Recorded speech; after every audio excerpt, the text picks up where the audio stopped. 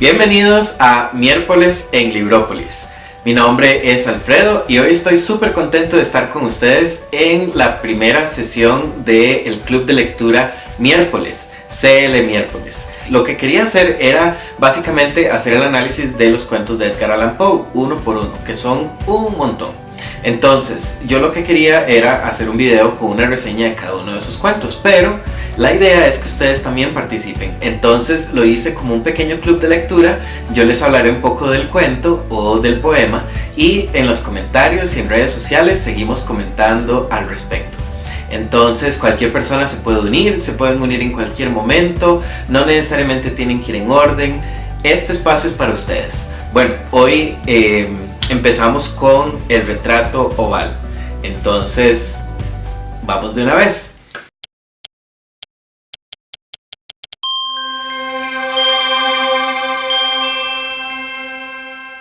Yo estoy haciendo las relecturas, en este caso en español, porque me gustaría ver estas traducciones de Julio Cortázar. Estoy leyendo este libro, Edgar Allan Poe, Cuentos Completos, la edición comentada.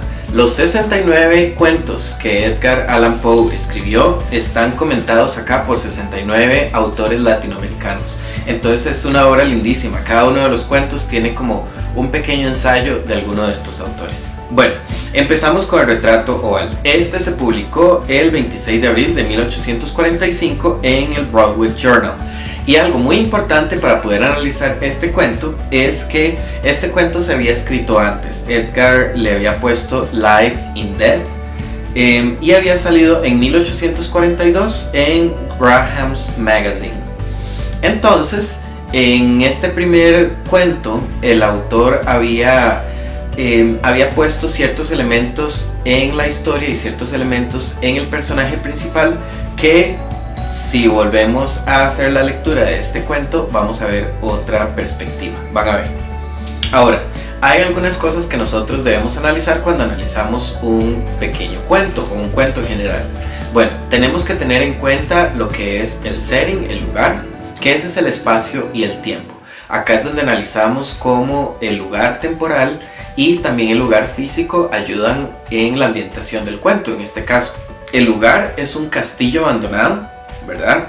Y algo importante es un tip de lectura con Edgar Allan Poe, es que debemos siempre de tener a mano, en este caso, Google o el teléfono, porque Edgar Allan Poe, él escoge tantísimo las palabras que utiliza que necesitamos muchas referencias. Entonces, al principio habla de un lugar donde se han alzado cejijuntas en los Apeninos. Los Apeninos, que son unas montañas en Italia. Entonces sabemos que es un castillo medieval abandonado en Italia. Este lugar también se ambienta primero en la tarde-noche y después en toda la noche.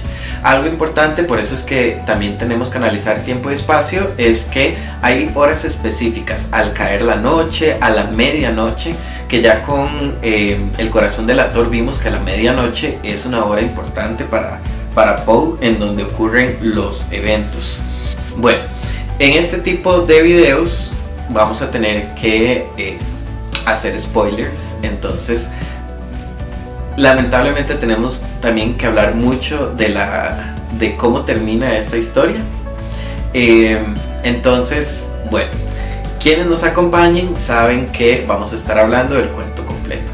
Hablemos acá un poco de los personajes. El personaje principal, que es el narrador, él está hablando en primera persona y cuenta la historia que él está llegando con su criado y está llegando a este castillo abandonado porque viene gravemente herido. Por eso les dije que era importante tener referencias de la primera versión de este cuento. En la primera versión, el primer párrafo que Edgar Allan Poe omite en este segundo, dice que él se estaba enfrentando a algunos malhechores y que por culpa de ese enfrentamiento es que él quedó completamente herido y que él por esa herida, y como no tenía cómo curársela hasta llegar a un lugar con alguna población, entonces mientras tanto él consumió opio. Y acá es donde Edgar Allan Poe había quitado esta parte porque dijo que todo lo que iba a pasar en adelante no iba a ser creíble para el lector si al principio había dicho que el personaje consumía opio, porque claramente iban a pensar que iban a ser sus alucinaciones. El otro personaje es Pedro. Pedro es el ayudante, el sirviente de este personaje, que ya sabemos que tiene cierta importancia social, puesto que tiene un sirviente. Por este tipo de conexiones es que nosotros logramos conocer a un personaje. Pedro es el sirviente que compró este personaje principal, pero no es de este tipo de sirvientes incondicionales, porque acá dice que mi criado se había atrevido a entrar por la fuerza antes de permitir que, gravemente herido como estaba, pasara yo la noche al aire libre. Entonces vemos que realmente no fue el sirviente que se ofreció a ir a buscar si el lugar era seguro en donde quedarse, sino que entró a la fuerza. Ahí vemos un poco de la caracterización de este personaje. Los otros personajes están dentro de una historia, que es el pintor y su esposa. Esta historia es la que el personaje principal empieza a leer en la noche. Acá tenemos un término en literatura que se llama frame story, o tal vez sería como una historia enmarcada. Esto es cuando una historia se cuenta dentro de otra historia. Y tenemos, bueno, un ejemplo muy claro es la historia de los tres hermanos dentro de la saga de Harry Potter, que es un cuento que se cuenta dentro de otro cuento. Ahora, ¿de qué va la historia? Como les dije antes, este personaje viene gravemente herido, busca refugio en un castillo desolado, pero por el tipo de decoración se ve que es medieval. Acá habla, por ejemplo, de que sus decoraciones eran ricas, pero ajadas y viejas, que colgaban tapices en las paredes, que tenían trofeos heráldicos. Acá podemos ver el tipo de lugar, ya sabemos que es Italia, época medieval.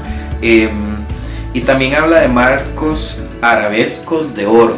Entonces tenemos una influencia ahí de la arquitectura árabe. Este señor, como está gravemente herido, empieza a sentirse muy mal, a tener calentura, a delirar. Entonces él busca un refugio. Dentro del castillo busca un cuarto grande y le pide al criado que acomode el lugar para él poder acostarse. Cuando acomodan el lugar se dan cuenta que el cuarto está completamente lleno de pinturas. Y todas las pinturas tienen todas son muy diferentes, tienen una estética diferente, todos tienen marcos diferentes. Y él se empieza a obsesionar y empieza a ver esas pinturas y las ve, las analiza.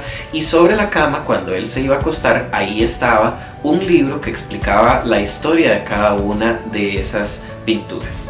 Esta persona es muy curiosa y se pone a ver todos los retratos que hay alrededor, pero llega un momento a las 12 de la noche en donde él corre la luz para no afectar al criado, y en donde corre la luz para seguir leyendo, él se da cuenta que ve un retrato en donde hay una mujer preciosa y es la vida misma, así es como lo describe.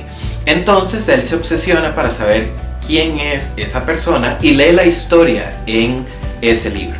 Ahí es donde vemos la historia de este pintor obsesionado con su arte y su esposa. Su esposa es una mujer virgen, así dice la historia. Por acá dice que era una virgen de singular hermosura y tan encantadora como alegre. Esta chica, muy linda, muy bella, casada con este pintor, ella tiene un pequeño rencor contra el arte, porque el arte es como su rival.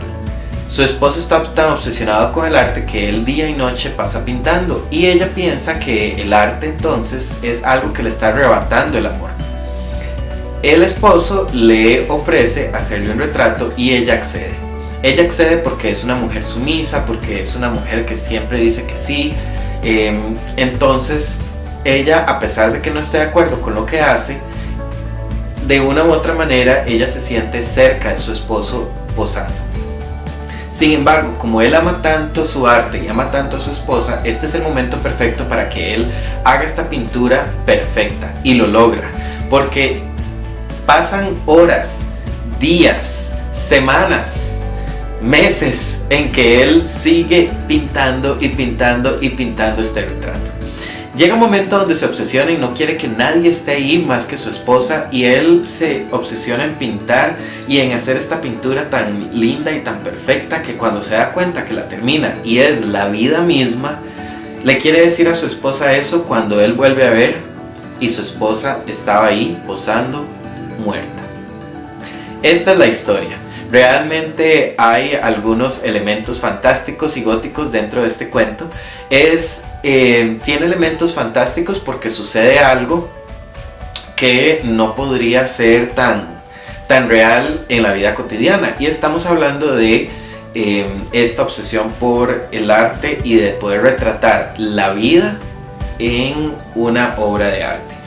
De hecho, esto tiene una referencia que años después Oscar Wilde lo hizo con el retrato de Dorian Gray. Lo que sí es que en este cuento y en la novela las historias son inversas, porque en Dorian Gray ustedes saben que conforme la pintura va siendo perfecta se va degradando, ¿verdad?, hasta ser algo monstruoso, y por el contrario en el retrato oval el pintor empieza a pintar la vida misma y empieza a tomar de la vida de su esposa para ponerla en el retrato.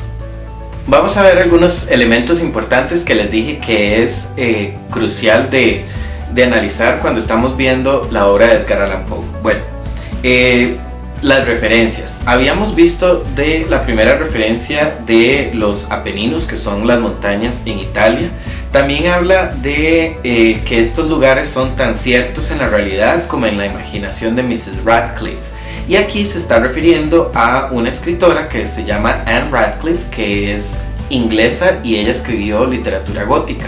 Dos de sus novelas que aplican para el retrato oval serían Cecilia Romance y The Mysteries of Udolpho. Y en esta novela habla de esta joven que es encerrada por su enemigo, pero que al mismo tiempo está enamorado de ella, y la encierra en un castillo. Entonces acá vemos cómo Poe utiliza ciertas referencias literarias también. Otra de las referencias es cuando se describe el retrato y dice que se parece mucho al estilo de las cabezas favoritas de Sully. Y este Sully también estamos hablando de un pintor, Thomas Sully, que es un pintor inglés de origen inglés y que vivió en Estados Unidos, en Pensilvania, en Filadelfia. Entonces acá también vemos cómo se ve una referencia del arte del momento en la vida de Edgar Allan Poe en su contexto. Y para terminar podemos analizar algunos temas. El retrato como tal puede ser un personaje, ya que le tomó o le robó la vida a un personaje que era de carne y hueso. Acá vemos el elemento fantástico. De los elementos góticos está como el castillo, lo medieval, lo oscuro, la muerte, la obsesión de este personaje que sufría como esta monomanía de estar obsesionado con su arte, ¿verdad? Y también la otra persona que estaba leyendo la historia, que él estaba obsesionado pero en leer sobre estas pinturas, que son elementos de características personales de un personaje, valga la redundancia, en este caso gótico.